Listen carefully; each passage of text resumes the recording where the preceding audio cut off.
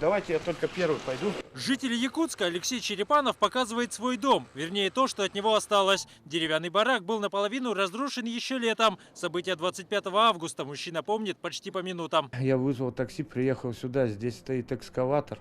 Соседи держат оборону, чтобы до конца не разрушили дом. Никакой документации у них не оказалось, ничего они не предоставили. В тот день Алексей и его теща Алла ждали очередного заседания суда. Тяжбы продолжаются уже не первый год. Все началось, когда территорию отдали под новые дома. Обязательство расселить жильцов деревяшек взял на себя застройщик. Этот полуразрушенный барак находится в самом центре города, в районе, где много красивых новостроек, а буквально в 100 метрах отсюда рабочие отделывают здание очередной многоэтажки. Строительство ведет компания «Нова-С». Алла и Алексей говорят, всю жизнь жили в разных квартирах, соответственно, и просят 2 однокомнатные. Им взамен предложили 1 двухкомнатную. Таким образом, все обязательства выполнены, уверен застройщик. Приобрели квартиру и передали по договору о безвозмездной передаче жилого помещения городу. И город должен их выселить вот в это помещение. Они члены одной семьи.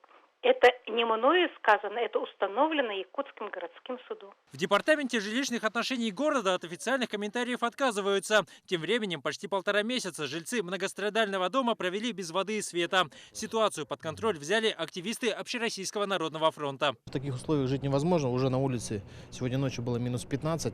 Как мы знаем, у нас зимы суровые. Якутэнерго подключила обратно незаконные отключения от линии электропередачи. Они сейчас сидят на обогревателях.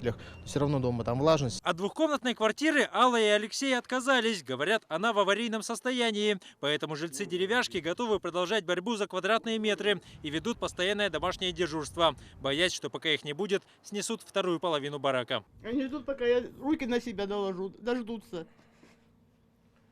Сил никаких, мне терять уже нечего, ничего здесь. Дмитрий Макаров, Максим Бурцев, Вести, Якутск.